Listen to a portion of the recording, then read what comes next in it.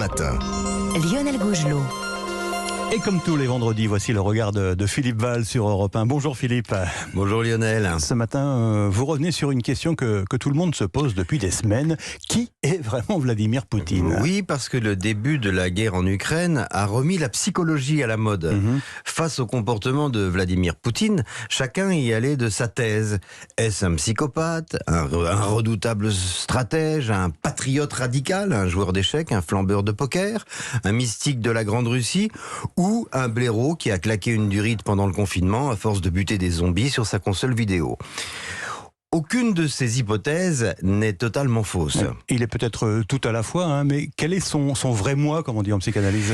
Il est un peu vain de chercher le moi profond de Poutine. Personnellement, je pense que le moi profond des individus n'existe pas. Il n'y a pas de Poutine caché. Son apparence et ses actes d'aujourd'hui expriment ce qu'il est et il n'est rien d'autre. En résumé, vous voulez dire que le mystère de Poutine, c'est qu'il n'y a pas de mystère. Eh ben voilà, exactement. Dimanche dernier, Arte a diffusé Le Traître, formidable film de Marco Bellocchio qui raconte l'histoire de Bruschetta, le mafieux repenti. C'est grâce à son témoignage que l'héroïque juge Giovanni Falcone a démantelé Cosa Nostra, la mafia sicilienne. Mais quel rapport avec Vladimir Poutine ? Eh bien, en regardant Le Traître, on a une révélation. Le capo dei capi de la mafia, Toto Riina, est sans doute le personnage historique qui ressemble le plus à Vladimir Poutine.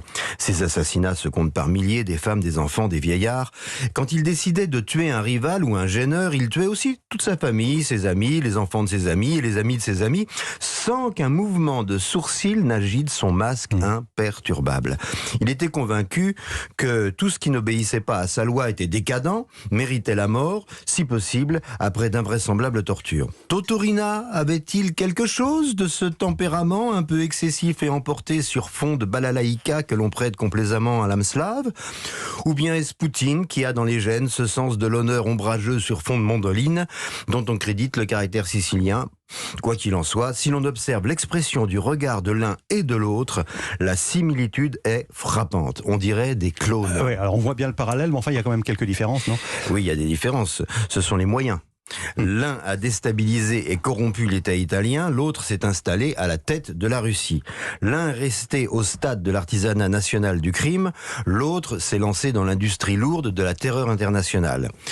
Ce qui restait d'honnête en Italie, incarné par le juge Giovanni Falcone, était encore assez puissant pour vaincre Toto Riina, tandis que l'armée, la police, la justice, le Parlement, toutes les institutions qui pourraient sauver la Russie de son effondrement sont aux mains de Poutine. Alors est-ce qu'ils ont d'autres points communs, Toto Riina et Vladimir Poutine ? Oui, ils partagent également un romantisme glacé. Il y a dans la face noire du romantisme une obsession pour un passé ignoble mais idéalisé, une passion pour un folklore musical, familial, linguistique, obsédé par l'élimination de tout ce qui déroge aux coutumes et aux traditions criminelles d'autrefois. En gros, donc, ce ne sont pas des créatifs, mais des répétitifs, c'est ça ? Voilà.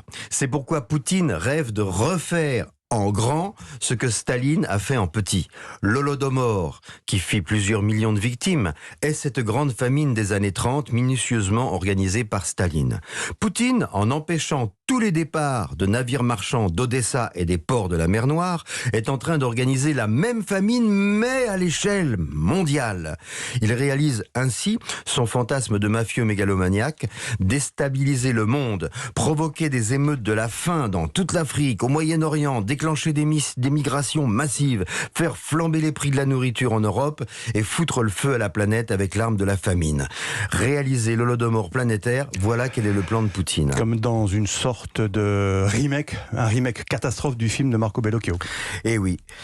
En affrontant Poutine pour nous épargner une famine planétaire, c'est Volodymyr Zelensky qui incarne le rôle du juge Giovanni Falcone. Mais le juge Falcone n'a pas eu la satisfaction de voir mourir Toto Riina dans la prison de haute sécurité de Parme en 2017.